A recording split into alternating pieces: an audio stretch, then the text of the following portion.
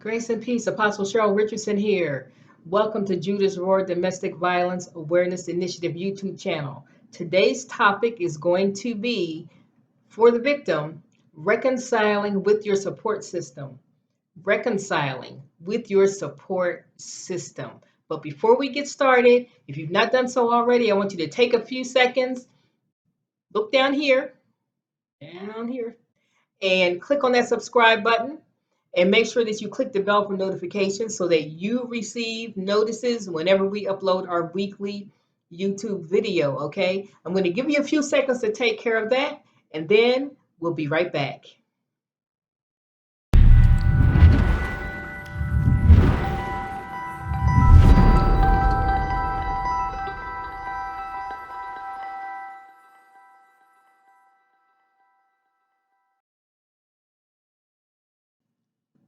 And we're back. Thank you for taking the time to subscribe to our channel. Also know that you have information down there in the description box that tells you how you can support our ministry, support this effort to put an end, to put a stop to this global pandemic known as domestic violence. The United Nations declared it a global pandemic several years ago, before the emergence of COVID-19. And so this gives you an idea of just how far-reaching it is. It is a global pandemic. And so we appreciate your support. One way that you can support us is by sharing, commenting, actively engaging with this video, and help us to get the word out. Now, today we're going to be talking about reconciling with your support system. Well, what do you mean reconcile with your support system? If they're your support system, why do you need to reconcile with them? We're going to talk about that. So in many, many cases, the victim becomes estranged because of the dynamics of domestic violence, the intrinsic dynamics involved in it. They often become estranged from their support system. And this is because of the gaslighting of the abuser. And so by the time they've heard repeatedly that no one can love them, no one can understand them better than the abuser, they can't rely on anybody but the abuser. By the time the abuser exploits any family disagreement, any support system disagreement or differing of opinion, and can kind of spin that into they don't trust you, they don't have confidence in you like I do. That wedge is driven between the victim and whomever the abuser perceives is a support. And what can happen is the mindset and the perception of the victim now is not right. And they're seeing things through the lens of the abuser. And when this occurs, you can tell because they will begin to withdraw. They won't share what's going on in terms of the abuse that they're experiencing. They may go in the complete opposite direction and try to convince you that everything's amazing, that their partner is the best thing that's ever happened to them. They may go on social media and post all these pictures of them smiling and beaming and happy and staring into each other's eyes, when in fact, they are catching it behind closed doors, okay? So what can happen as a result of that? Family members and support system, those who really love the victim, can become exasperated and frustrated because they sense that something's wrong, but it's not being shared with them. And at some point, it feels like an offense. It feels like the relationship that they thought that they enjoyed and could rely on with the victim was not real, or that the victim has turned on them. And so if the abuser is really astute, he'll have the support system and the victim at odds with one another, thereby ensuring that the victim does not get the support that they so desperately need, okay? But we're going to talk about how to circumvent that and how to move beyond that once the victim has exited and is trying to rebuild their life. Oftentimes they'll look back and they'll see that there are various relationships, meaningful relationships, that are now in a shambles, and they're at a loss of where to start. And there may be guilt and shame because they've allowed this relationship to take precedence in their life to their detriment. Um, If they have children, then maybe the children don't know their core family the way that they should because of the wedge that was placed there by the abuser. And so you've got the guilt, you've got the shame that often accompanies it. You have the embarrassment because once you come out of an abusive situation, you're better able to see what the manipulations were. And you're better able to identify the points at which you became intimidated. And you're better able to identify the rampant incidents of gaslighting that most likely occurred. Okay. And all of this is embarrassing. It's embarrassing because what has happened is the abuser has managed, with your cooperation, to damage relationships that you've always been able to count on, right? And so it's hard to accept that. So the first step to reconciling with your support system is acknowledging that they too are hurt and that they too are frustrated and that they too feel betrayed, okay? Because they've invested in you and they've poured into you and they thought that you knew how much you meant to them and that you would never lose sight of that and that you would never let anything or anybody destroy that. And so on some level, they may feel betrayed. And so it's important that although maybe you were the victim in your relationship, that you purpose in your heart that you're not going to remain a victim going forward. And that means that you don't occupy the victim role when it comes to reconciling with your support system. Okay? You do not occupy the victim role in an attempt to reconcile with your support system. So let's look at this. The first thing that you need to do is apologize. Let's talk about what an apology is not. An apology is not, well, I know I should have called you more often, but JoJo said I couldn't call. That's not an apology. I know I should have acknowledged your birthday. I know I should have acknowledged your anniversary. I know I should have been there for you when you experienced whatever they experienced in their life. But when you insert the word but, it negates everything that came before it. That's not an apology. So if you got but in your mind, get rid of it. That's not an apology. Okay?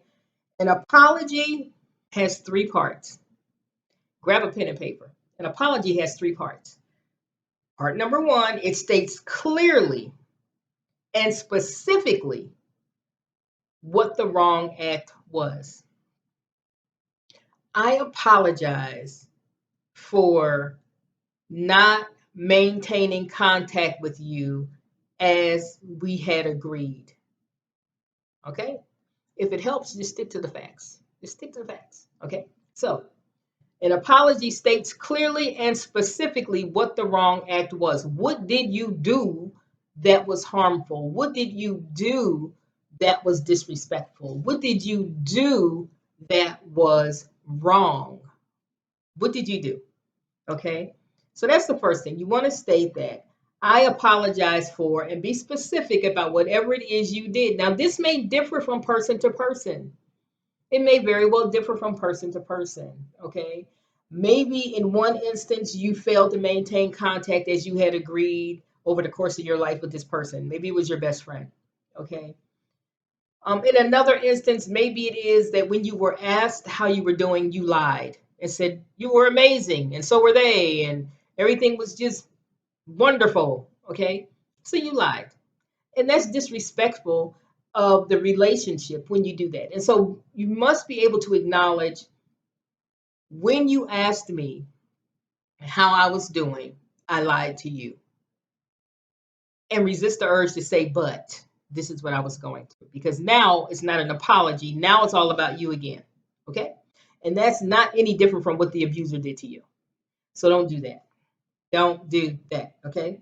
So, number one, an apology states clearly and specifically what the wrong act was, and this may differ from person to person. So there's no cookie cutter here, okay? It includes an acknowledgement that it had a negative impact on others. I understand, I observe that it hurt you when I failed to maintain contact with you. or that it hurt you, or that it frightened you when I told you while standing in front of you with a black eye and tears streaming down my face that I was just great and there was nothing wrong. Okay. And so I acknowledge that I've harmed you somehow. And again, resist the urge to say, but I was going through blah, blah, blah, because that's not what this is about. This is about reconciling with your support system. So this is about you acknowledging, it's about the victim acknowledging what harm they've done to others because of the choices that they made. Okay. Without getting into why you made them. All right. All right. The next thing is you commit to eliminating the harmful behavior in the future. Now, it may be difficult to all of a sudden start bearing your heart when you've gone for days, weeks, months, or years, denying that anything was wrong, lying, covering for the abuser's behaviors, explaining their behaviors away, minimizing, rationalizing. But make a commitment and mean it to work on not doing that anymore because it's harmful to you first. It's harmful to you first. And so make a commitment and enlist their help in holding you accountable for it. All right. Give them permission not to accept a superficial response when they ask a simple question: how are you? Oh, I'm great. If they don't believe that you're great, allow them in this conversation, give them permission to press you further, with the intention being to help you to grow to a place where you can once again be honest about what you're actually feeling and what you're actually experiencing. Okay. And again, don't make excuses. All right. Don't minimize the impact on others. Don't minimize the degree of hurt or frustration or anxiety or just terror that they experienced because they sensed that you were in an unhealthy situation and they saw you diminish and disappear and vaporize right before their eyes. Okay. Here's a key piece. It's important that you accept that even if you do all of the things that I just said, that they may not be ready to accept your apology. They may not be ready, and that's okay. If it's not okay with you and you press them and try to convince them and try to force them that they should accept your apology because of all that you've been through, now you're gaslighting. Now you're doing what the abuser did to you. All right. One thing an abuser has a difficult time with, they will not accept no or wait. They cannot. They can't hear it and function like a normal human being. Okay, they cannot. It's just something that they are incapable of doing. All right. So you don't want to be like them. Accept that you've hurt, offended, terrorized people inadvertently because they knew you were in danger and you wouldn't leave, or you wouldn't be honest with them, or you shut them out, or you became downright nasty with them when they asked you about your relationship and about what was going on within your relationship. You may have said hurtful, mean, nasty things. If you have done that, then that needs to be included in step one, where I said an apology states clearly and specifically what the wrong act was.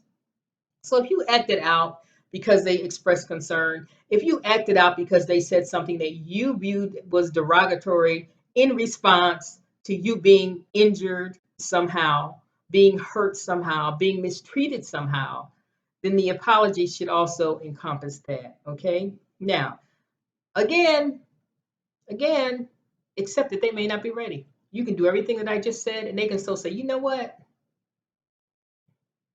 You have children. We were best friends. We promised each other we were going to help each other raise each other's kids.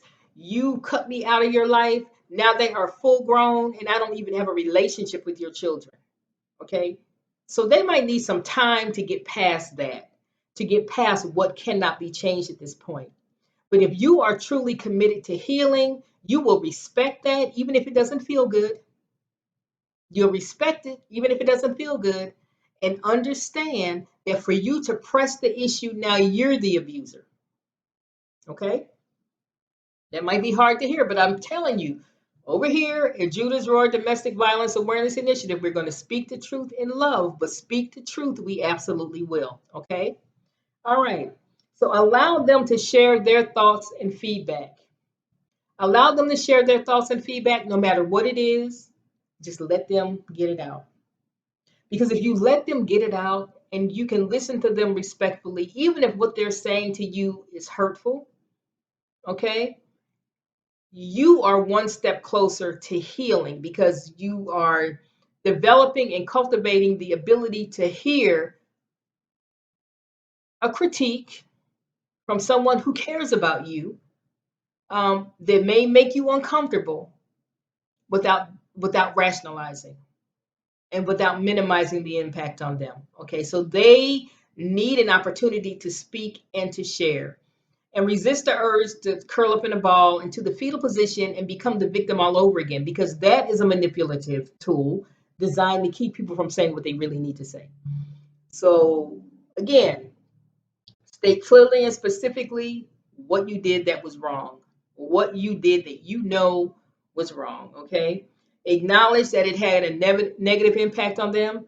If you're able to specifically state what the negative impact was, you can state what the negative impact was. I know you missed hours from work, riding around, checking on me, and then I wouldn't talk to you when you found me. Or when you found me, I lied and said that I was fine. Um, I know that when you asked me about how I was being treated, and then I commenced to screaming and yelling at you and cut you off and cut you out of my life, I know that that hurt you because of who we've always been to each other. All right. So be able to be specific and acknowledge it. And then commit to eliminating the harmful behavior. Give them permission to help you in this area, to let you know when you're going back to those old ways of hiding things and minimizing and rationalizing. Okay. None of this is going to feel amazing at first. It's going to feel really, really awkward. Oftentimes therapists, we will tell people that we are serving, people that we are helping, that they should utilize new coping skills. And these are the things that you should do. But we fail to tell them that it's going to be very, very uncomfortable at first. It might feel like walking across hot coals in your bare feet. Okay.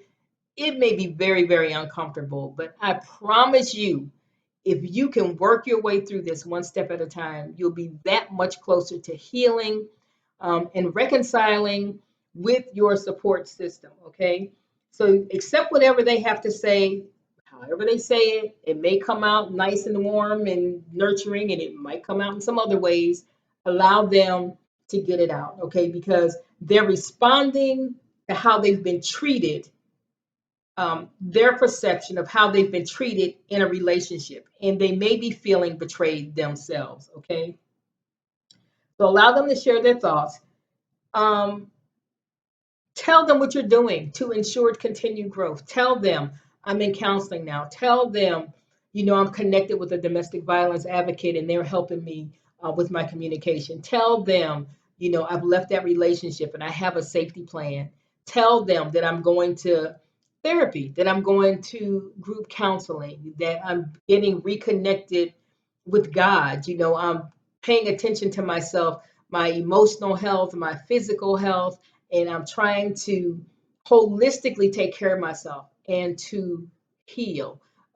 I'm re-engaging in old hobbies that I neglected because of this abusive relationship that I was in. Let them know what you're doing to help maintain your choice, to choose you and to be good to you and to nurture you and to walk fully in your purpose. Okay. So those are the steps that would be incredibly, incredibly, incredibly helpful, I believe. And also, when you talk about reconciling, have a reasonable expectation. Don't expect for everything to go back to just the way it was immediately. People need time. People need time to trust again, just like you need time, um, as a survivor to trust again. And they may take baby steps because they want to know that you're not going to abandon them again, that you're not going to throw them under the bus again, that you're not going to commence to lying, to them again. Okay. And so understand that. Be gentle with yourself, but hold yourself accountable. So this is Apostle Cheryl Richardson with Judah's Roar Domestic Violence Awareness Initiative. We've been talking about reconciling with your support system. Acknowledge what you did wrong. Don't make excuses. Allow them to speak without interrupting them. And when they're done speaking, resist the urge to make excuses or to minimize the impact that you've had on them. Okay? If they say, oh, no worries, don't you believe that? You tend to them for a change. Okay? Oh, it's no problem. Your response really should be, well, it is a problem because that's not who we were. That's not who I agreed that we would be. That's not who we've been my entire life. And I let us down when I allowed someone else to manipulate my thought process, when I allowed that to become the most important thing. And so I really, really want to acknowledge that. And the way that you can help me is by not minimizing how it's impacted you. So if you want to help me get better, hold me accountable for what I have done. And then if you can find it in your heart, forgive me. And then we can set some new boundaries. Okay. We can set some more rules for this relationship about not lying to one another, about being transparent. Okay. Be patient with me. Hold me accountable when I'm slipping into those old ways. And I'm convinced that this relationship can be stronger and better than it ever was. And thank them for their time, even if they're upset with you. Thank them for their time and thank them for caring enough when you were in your abusive situation to say something, to reach out, and to risk being offended and to risk being cut off altogether. But thank them for letting you know that they cared. All right?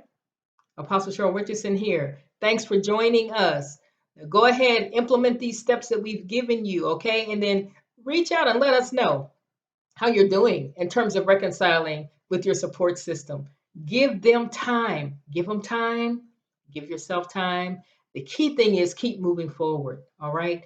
We believe in you. We know you can do this. You have survived 100% of what the abuser has put you through. And that means you're a fighter and you can do this. Blessings to you.